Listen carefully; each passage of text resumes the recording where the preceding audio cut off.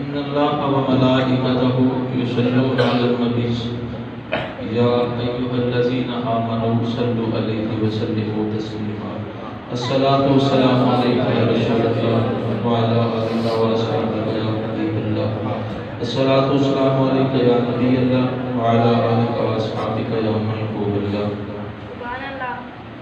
قال رسول الله صلى الله عليه وسلم الحسن والحسین سیدہ شباب اہل الجنہ. یہ وہ مشہور حدیث ہے کہ شاید اس کے لیے ہمیں حوالہ بھی دینے کی ضرورت نہیں ہے. اگر اس حدیث کے لفظوں میں ہم غور کریں تو ایک بڑی خوبصورت بات ہمیں نظر آتی ہے. اس حدیث کا پہلا لفظ ہے الحسن، پھر ہے بن حسین اور حسین. پہلے حسن ہے پھر حسین، پھر فرمایا سیدہ یہ سردار ہیں شباب اہل الجنہ، جنتی جوانوں.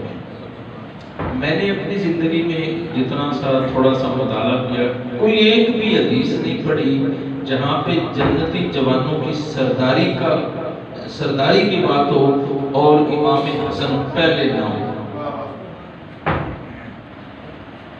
اچھا، حضور نبی علیہ السلام کی بارگاہ سے سرداری کا اعلان ہو رہا ہے کہ جنت کی سرداری کس کی ہے، تو آپ کے مبارک لبوں سے جو لفظ ترتیب پائے تو پہلے امام حسن کا نام لیا ہے اور پھر حسین کا لیا.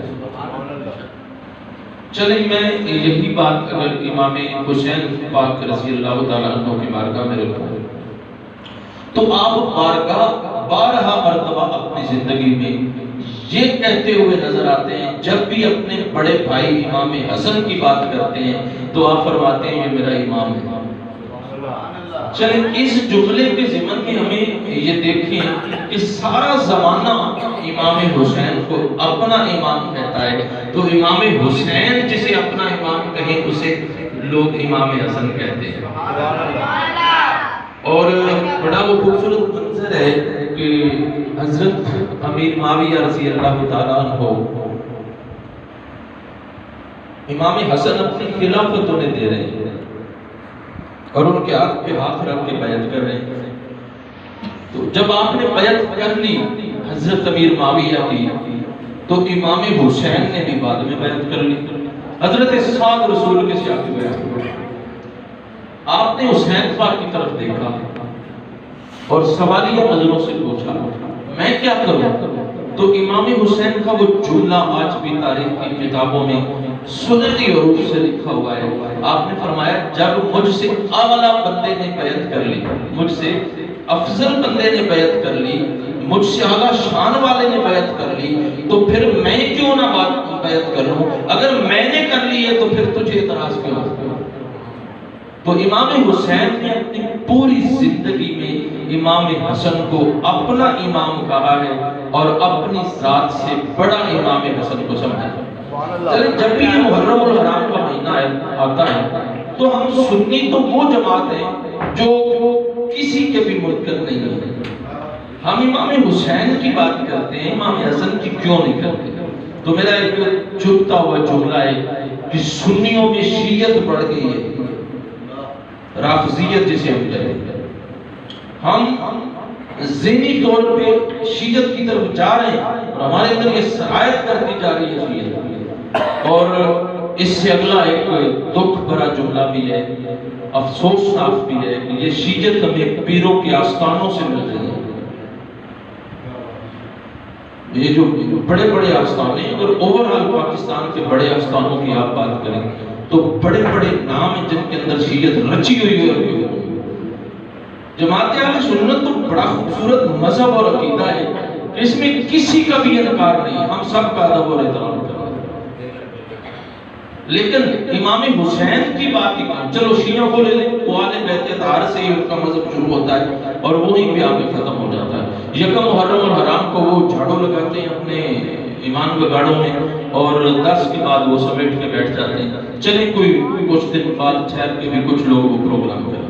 کبھی آپ نے ان کے کسی ایمان بگاڑے پہ لگا ہوا اشتہار دیکھا ہو جہاں پہ امام حسن کا نام لکھا ہے؟ چل ایک سادہ جملہ آپ سے میں شیئر کرتا ہوں. کبھی کسی شیعہ کو یا حسن کرتے ہوئے سنا ہے زندگی میں؟ کیوں؟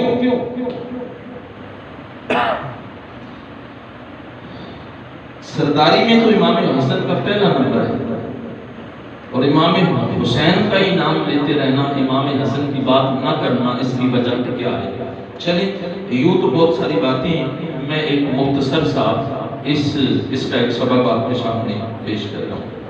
حضرت مولا علی پاک جب شہید ہو گئے تو مسلمانوں کے لیے ایک خلیفہ کی ضرورت تھی، تو کوفے اور اس کے قرب و جوار میں زیادہ اثر جو تھا وہ حضرت مولا علی پاک کا اور امام حسن پاک کا، اور کچھ 30-35 سال سے دمشق کے گورنر چلے آ رہے تھے حضرت امیر معاویہ. تو یہ دمشق کا جو علاقہ تھا یہ دور تھا ذرا کوفے سے، تو حضرت امیر معاویہ صاحب یہ رسول بھی تھے.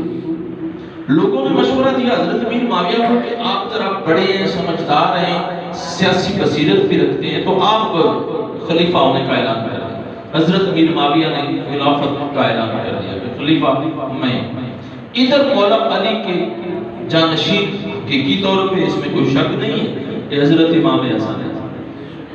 امام حسن نے بھی خلیفہ ہونے کا اعلان کر دیا. ایک ہی ملک میں 2 خلافت کے دعوے دار ہوتے ہیں، ایک حضرت امام حسن پاک اور ایک حضرت امیر معاویہ رضی اللہ عنہ. یہ رسول کے صاحبزادے اور بیٹے ہیں اور یہ صحابی رسول ہیں. اور حضرت امیر معاویہ کسی عام شخصیت کا نام نہیں ہے، انہیں بادشاہت اور حکمرانی بھی تو حضور کی بارگاہ سے عطا ہوئی ہے، اور یہ ساری امت کے ماموں ہیں اور کاتب وحی بھی ہیں. قرآن اترتا تھا رسول پہ، نبی کریم صلی اللہ علیہ وسلم نے قرآن لکھنے کی ذمہ داری حضرت امیر معاویہ کو سونپی تھی. یہ ایک بہت بڑا اعزاز ہے. یہ بھی کوئی عام بندے نہیں تھے. 2 دعوے دار تھا. اچھا میں آپ سے سوال کرتا ہوں کہ جب دعوے دار 2 تھے، آپ اس دور میں ہوتے تو کہاں ہوتے؟ حضرت امیر معاویہ کے جھنڈے تلے یا حضرت امام حسن کے جھنڈے تلے؟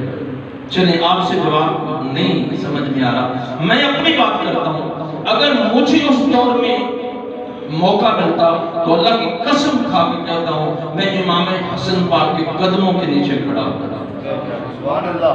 کہ ہم سنی ہے ہی وہ جو اہل بیت کا مرید ہے، سنی اہل بیت کا مرید ہے، اور جس کے رگوں میں اہل بیت کی محبت نہیں وہ سنی ہو ہی نہیں سکتا. چلیں ہم جذباتی نہیں، حقیقی طور پہ اہل بیت اطہار کی محبت کے دعوے دار نہیں ہیں، بلکہ حقیقی اہل بیت اطہار کی محبت کے وارث ہیں. میں ہوتا تو امام حسن کے قدموں میں کھڑا ہوتا، امام حسن کا حامی ہوتا. لیکن پھر وقت گزرا اور نبی کریم علیہ السلام نے اپنے حیات طیبہ میں فرمایا تھا کہ میرا بیٹا حسن مسلمانوں کے 2 گروہوں میں صلح کرنے کا سبب بنے گا.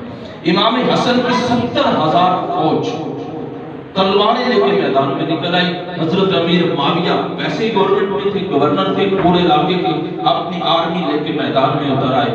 2 فوجیں آمنے سامنے تھیں اور نبی کریم صلی اللہ علیہ وسلم کی حدیث پہ پھر توجہ دیجیے.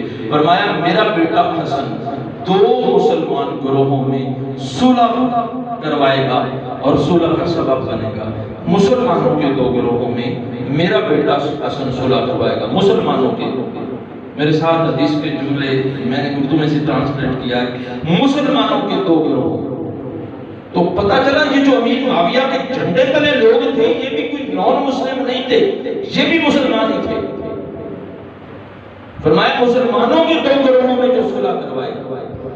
حضرت امام حسن نے جب یہ نازک مرحلہ دیکھا کہ ادھر بھی مسلمان ہیں ادھر بھی مسلمان ہیں، تو مسلمانوں کا خون خرابہ ہوگا، جنگ ہوگی، گردنیں کٹیں گی، خون بہے گا، امت مصطفیٰ کا نقصان ہوگا. تو حضرت امام حسن نے خلافت اپنے حصے کی جو تھی، جو اپنی خلافت تھی، جو آپ جس خلافت کا جھنڈا آپ لے کے اٹھے تھے، امام حسن نے وہ حضرت امیر معاویہ کو دے دی. میں کھڑا ہوں امام حسن کی بارگاہ میں آپ کے قدموں میں. جتنی دیر امام حسن کی آرمی اور فوج اور جوان امیر معاویہ رضی اللہ تعالیٰ عنہ کے لوگوں کے لیے لڑنے کے لیے کھڑے تھے. قسم کھا کے کہتا ہوں میرا بھی دل کرتا ہے میں میدان میں اتروں تو یا کسی کا سر کاٹوں یا اپنا کٹا دوں کہ ہم حضرت امام حسن کے مرید ہیں. چلے میرے مرشد نے آگے پڑھ کے امام حسن نے صلح کر لیا میرے معاویہ سے. جب مرشد نے صلح کر لی مرید کی لڑائی بنتی ہے. مرشد نے خلافت دے دی ایک بندے کو اپنا خلیفہ تسلیم کر لیا ہاتھ پہ ہاتھ رکھ کے امام حسن پاک نے بیعت کر لی. تو اب اگر کوئی سچا محب اہل بیت تھا تو امام حضرت امیر معاویہ سے اس کا کوئی جھگڑا یا لڑائی بنتی. مرشد نے مان لیا ہم نے بھی مان لیا. لیکن عجیب اتفاق ہے تاریخ پڑھ کے دیکھیں تو حیرانگی ہوتی ہے. وہی بندے جو اہل بیت کی محبت کے دعویدار تھے جب آپ نے امیر معاویہ کے ہاتھ پہ ہاتھ رکھا تو وہ دوڑ کے الگ ہو کے کھڑے ہو گئے. کیا مرشد کی بات نہیں مانتے؟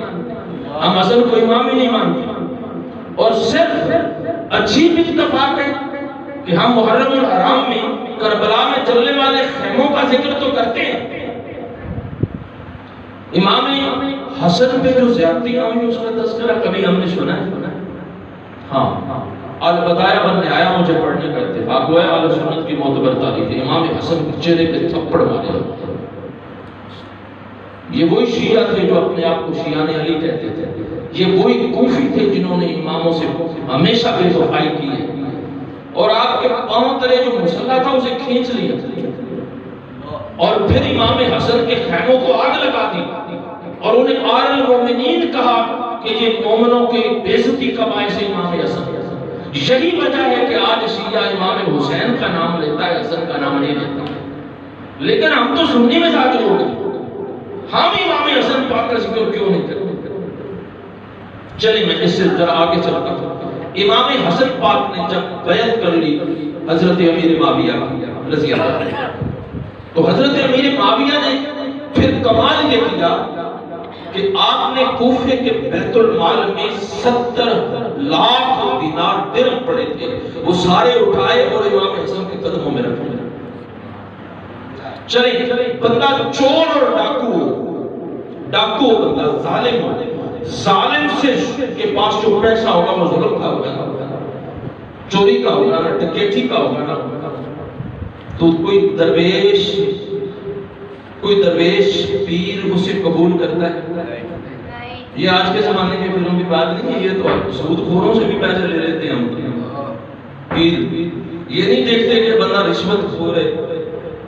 ایسے چونکہ جو پرسنل پے ہے نا اس کا گھر کا بمشکل خرچہ چلتا ہے.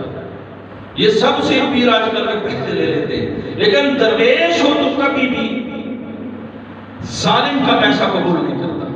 حاکم وقت نے حضور غوث الاعظم رضی اللہ تعالیٰ عنہ کی بارگاہ میں دیناروں کی ایک تھیلی سونے کے سکوں کی ایک تھیلی بھیجی تو آپ نے اسے ریجیکٹ کر فرمایا نہیں لیتا. پھر وہ اس بندے نے اصرار کیا کہ حضور یہ حاکم وقت نے بھیجی ہے قبول کر لیں. آپ نے ہاتھ میں پکڑ کے نچوڑا تو اس خون نکلنے لگا. فرمایا یہ غریبوں کا خون ہے یہ ظلم سے وصول کی ہوئی دولت ہے غریبوں کا حق ہے.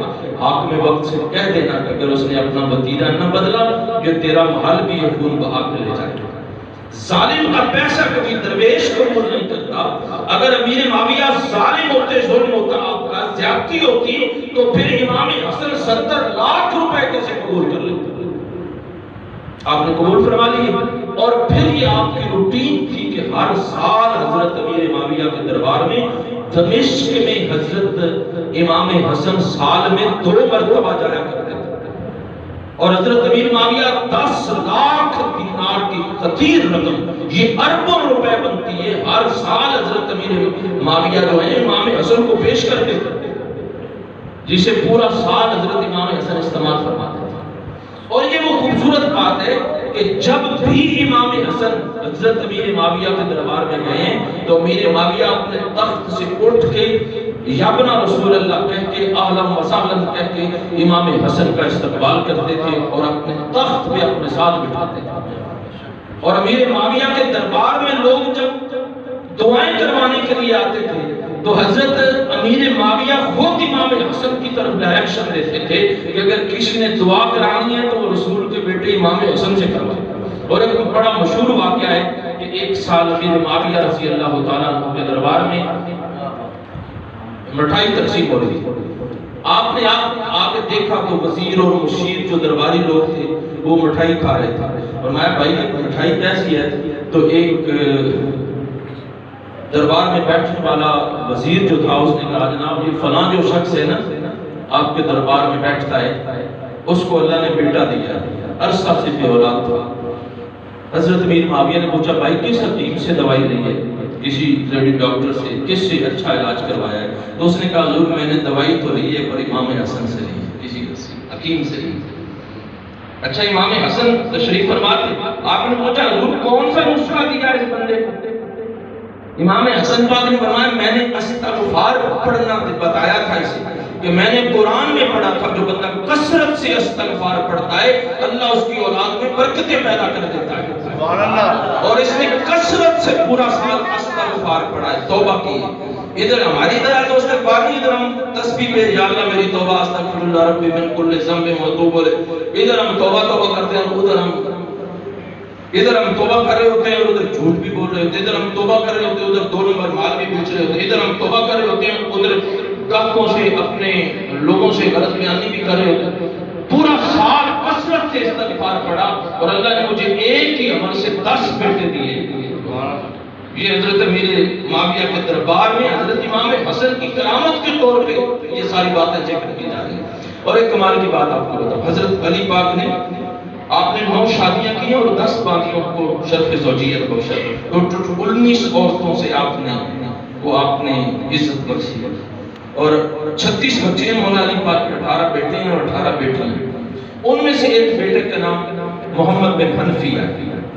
جب حضرت مولا علی کی شہادت ہو رہی تھی نا آپ کے وصال کا وقت قریب تھا تو امام حسن اور حسین کو بلا کے فرمایا تھا کہ یہ محمد بن حنفیہ تمہارا بھائی ہے اس کا خیال. پھر اس کو جوان ہوتے تک